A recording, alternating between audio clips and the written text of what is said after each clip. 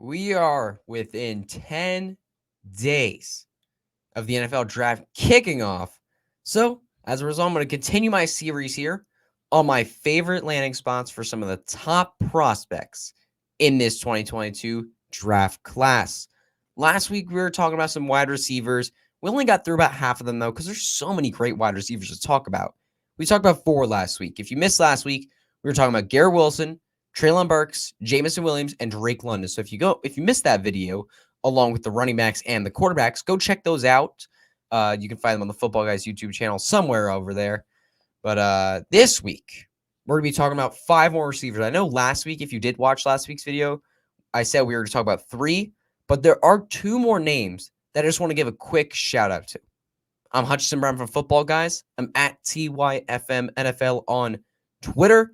And before we get into these wide receivers, I want to make sure you all subscribe to the Footballguys YouTube channel. Click that notifications bell so you will be notified every single time a new video, a new piece of content of any type drops on this channel, posted by me or one of my amazing teammates over here at Footballguys.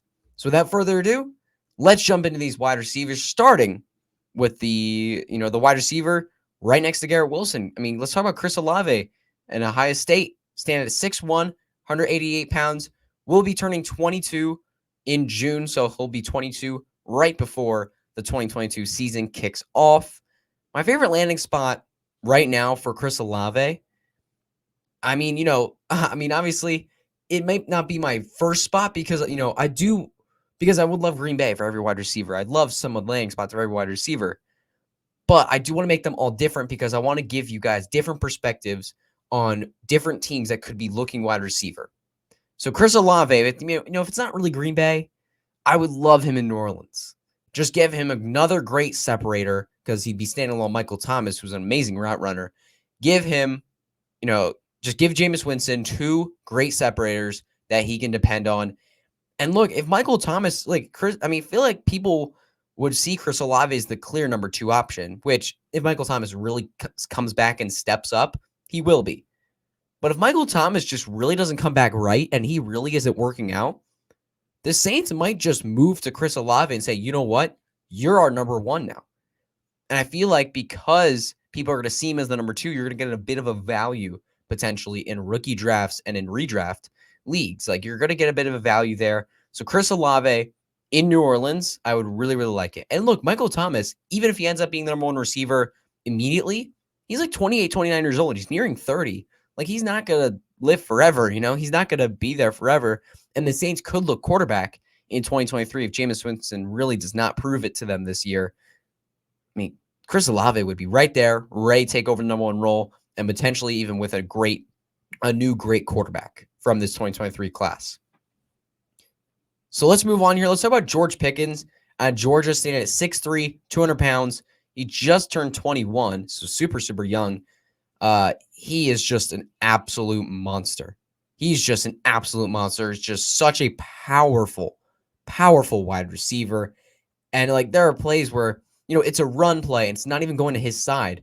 And he's just knocking down defensive backs one by one, just throwing them to the ground. I mean, he's such a physical player. I want to put him in Chicago. Give Justin Fields a big body, physically dominant wide receiver to depend on. And this would probably hurt. This would be weird because Darnell Mooney looks like he could be the number 1 receiver for this team. And George Pickens, Darnell Mooney would definitely battle a little bit. But I feel like if Justin Fields really takes that step forward, there's going to be enough volume for Darnell Mooney and George Pickens to be successful fantasy assets. So I would literally like to see George Pickens in Chicago and help out Justin Fields in his development. So let's move on here. Let's talk about Jahan Dotson out of Penn State. Fun fact about Jahan Dotson, he went to Nazareth High School, which is right next to my school, Liberty High School, the school I go to, and I got to watch this kid play. In high school, so I got to watch him tear up my Liberty Hurricanes. But, it was really, really fun to watch him play. But anyway, he's 5'11", 184 pounds. He just turned 22. And, I mean, he's just a speedster. He is an absolute speedster. He is just really, really quick, really, really explosive with the ball in his hands. He's great vertical threat. He's just Speed is his game. I want to see him in Houston. Compliment Brandon Cooks and help out Davis Mills. I mean, I talked about it on the last show. 2 shows ago with the running backs. I want Isaiah Spiller in Houston. I want the Texans to bring in pieces to help out Davis Mills and his development because I feel like they should give him a fair shot. And if you bring in Jahan Dotson, you bring in Isaiah Spiller, along with Brandon Cooks, who they just extended on a 2-year deal, that's a pretty fair shot for Davis Mills to be successful. I think Davis Mills will be able to be successful, and that's just going to help out this entire offense, helping out Jahan Dotson, helping out potentially Isaiah Spiller, helping out Brandon Cooks. Like, it's going to help everybody. So I would really like Jahan Dotson in Houston, be that guy next to Brandon Cooks, and eventually maybe Brandon Cooks gets traded soon. Jahan Dotson could be the #1 receiver for the Texans in the future. So now, let's get in these last 2 receivers here. These are guys I don't have favorite landing spots for, but there's something I do want to mention about them. So let's talk about Christian Watson first. I mean, he is such an athletic freak. I mean, he ran a 4.36, standing at 6'5", 207 pounds. He's an athletic freak. Love his profile. I think he's has a lot of potential. And then Skyy Moore as well.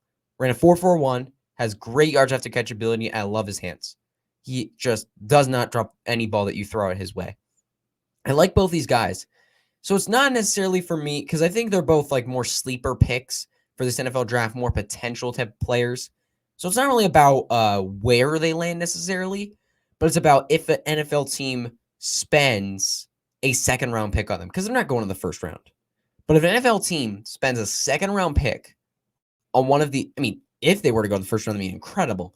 But if the NFL team spends a top 2 round pick on one of these players or both these players, you should be heavily investing them in your rookie draft because they got the profile and they're like both of them have their abilities. They both look like they have a lot of potential. Draft capital is what's going to make their fantasy value or break their fantasy value. And if a team is willing to take that round 2 investment, one of these guys, that is huge. So if a team takes that investment, you should be heavily looking for them in your rookie drafts. And in a Superflex league, like if you got the 1.12 and all your guys were really taken, look for Christian Watson or Skyy Moore if they were drafted in the 2nd round. All right, everybody, that's going to be it for the wide receivers of this 2022 NFL draft class. Next week, we'll be talking about the tight ends. Probably the weakest position of this draft class, unfortunately, but there's still a couple guys that I actually do like.